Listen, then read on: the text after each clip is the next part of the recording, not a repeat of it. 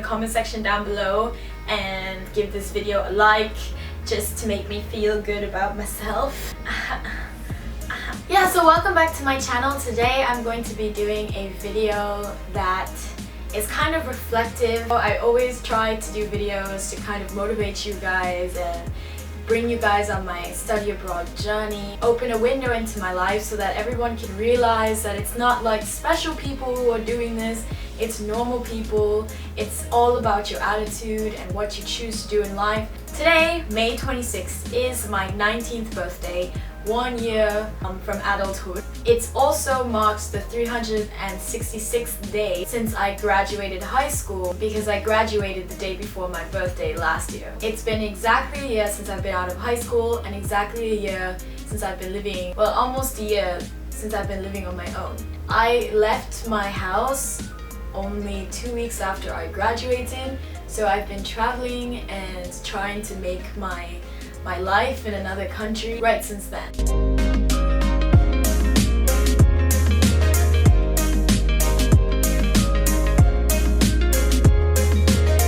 There were only 4 things I knew coming out of high school. I wanted to do something different. I didn't want to go directly into university.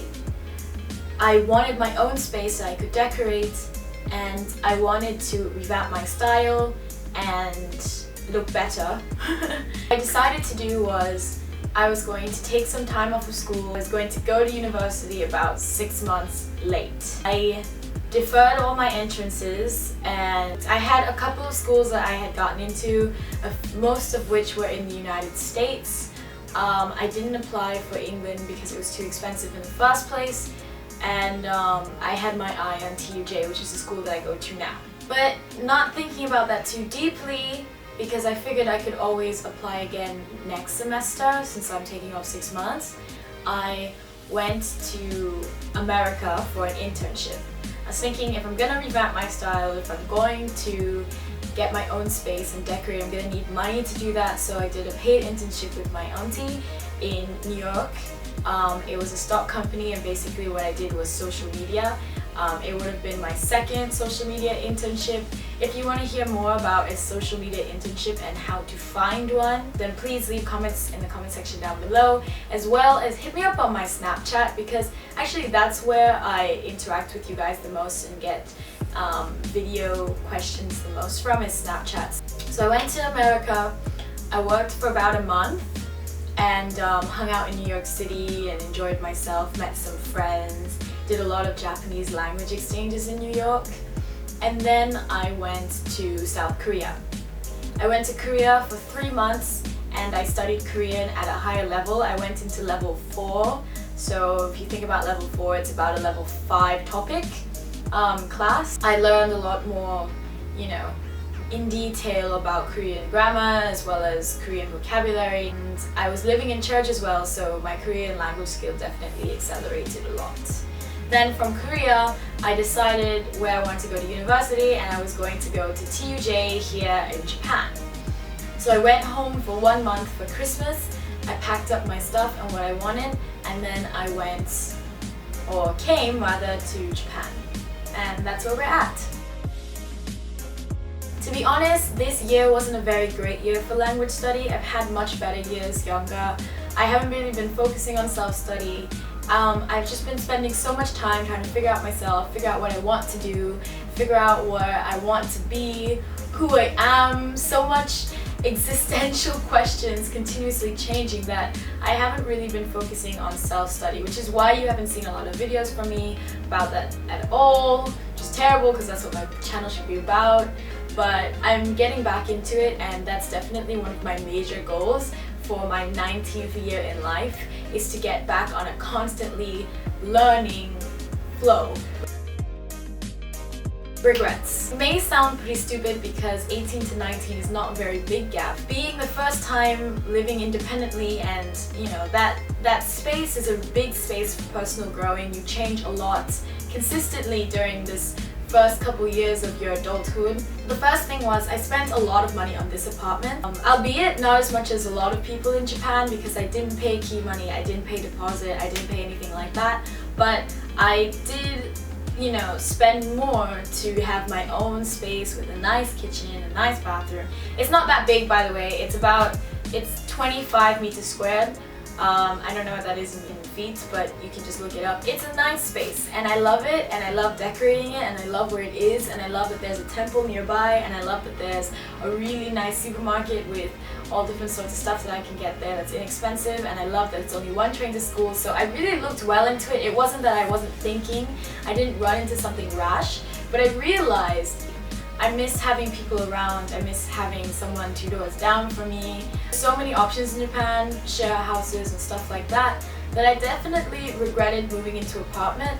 And I feel like most of my friends definitely, like, the immediate thought was, yeah, I want my own place, I want my own crib. And to be honest, I don't think it's the best decision. It was basically just me having those strong feelings of doing what everyone else does and not thinking about me wanting to be flexible, and me wanting to travel, and me wanting to go different places, talk to people and meet new people all the time. Definitely regret that, not considering that more from the start instead of now. If you want to read about it, I'm also planning on doing a downsize and being a lot more minimal, getting rid of a lot of my stuff, and eventually moving out into a share house. So if you want to read a little bit about that, I wrote it in my blog post for last Monday, and I will also link that in the description box below.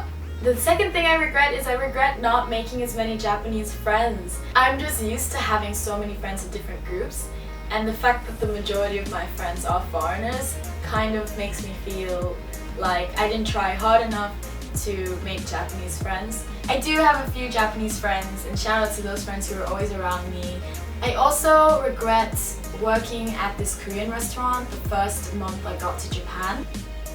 I don't want to talk about it too much. It was a really stressful thing to deal with, just coming to Japan. But I recommend to anybody, once you get your first part-time job, I know you could be looking for anything and you might run into something, but in the very least, even if you feel like you've really looked up the job and really looked at, what the kind of atmosphere is in the place, what I suggest is that you tell them, this is my first job in this country, or this is my first job out of high school. I'm not 100% sure if this is where I'm going to stay. I'm on a trial basis, blah blah blah blah. Say that first, because it will come back to bite you. You don't want to just jump into any job because it can be highly stressful, especially when you're trying to sort out school, trying to sort out yourself, and you don't know what you're doing yet. Just do yourself the favor and put some lenient space so they can't say anything if you try to leave later. Okay, so now to the positive part of this year. So many amazing things have happened to me, so I really want to talk about those and talk about the things that I've accomplished in my first year independently. First thing is I was recognized by Madison Pettis, Conan Gray, Latina Saram, and others on Twitter and YouTube. And I just find that so amazing that people that I look up to, people who I want to be like, took the time to recognize and actually see my contribution online and see my interaction with them, and that really touches me and it really encourages me. The second thing was I've got so many amazing subscribers that comment on every video. I never used to have that, and I'm so happy that I have people who talk to me on Snapchat and Instagram and Twitter that come from my YouTube channel and want to talk to me about my life, and that makes me so excited. So I love all of you guys, and honestly, you're the reason why I make YouTube videos. Okay, and the third thing is I was featured on the Talk to Me in Korean channel. If you didn't know that, I got to make a video with Talk to Me in Korean, and it was one of the most amazing things that has ever happened to me. I could not believe my own eyes. I was just so happy for so long. I remember being sitting in my room when I was like 15 or 16 going, one day I'm gonna be on the Talk to Me in Korean website like Terrace and all these other people. I'm like, one day that will be me, and then it was. I did my first interpretation, and it was a big one. I got to interpret for the IYF Mind Lectures for a Philippines education seminar here in Japan, from Japanese to English, and I was also able to accompany VIP educational ambassadors from the Philippines to a private school and I got to interpret from them as well, and it felt so amazing and so ridiculous because I'm not even that good at Japanese, so it felt so amazing to be able to do that. I voice acted for an English textbook. Like guys, can you imagine, like my voice is going to come out during a classroom in some elementary kids class in some place in Tokyo, and that just makes me so happy. I went on Japanese TV! So if you guys didn't see that video, I talked all about my experience on Japanese TV, and I'll link that in the description box below as well. But oh my god! I went on Japanese TV! I got 1,000 subscribers! And yes, you've also seen that in my 1,000 subscribers video. What also that means to me is that I can start going to YouTube Space Tokyo, which is so amazing. I'm gonna learn so much. I'm gonna come back. I'm gonna make even better content for all of you. This is a stupid thing, and I just had to add it at the end of the list, but I got top comment on Evelina Barry's video for checking out her boobs. Hey! So anyway, that was my first year out of high school, and I feel like I definitely spent it well, even though there's so many nights that I sit down thinking I haven't done anything, I haven't really worked hard for my goals yet, I haven't sorted out anything, I don't know what I want to be, I don't know what I'm doing, but I think what's the most important is just to keep stepping forward, and each step forward, you do as many things as you can, you try to learn as many things as you can, and you try to receive as much wisdom from the people around you as you can, because you know, at this early stage in life, it's not like we really have anything, we don't know anything, so you just gotta keep going and you just gotta keep trying. By the way, my next video is going to be about Temple University, so if you want to see how I got into Temple University, how I got scholarships, and what I think about hate comments surrounding Temple University, then make sure once again to subscribe so you can see that video next week. Like I said, I really want to see you guys on Snapchat, Twitter, and Instagram because that's where I really take most of my video requests. So if you're interested in that, please check me out on my social media, and I'll see you guys next time.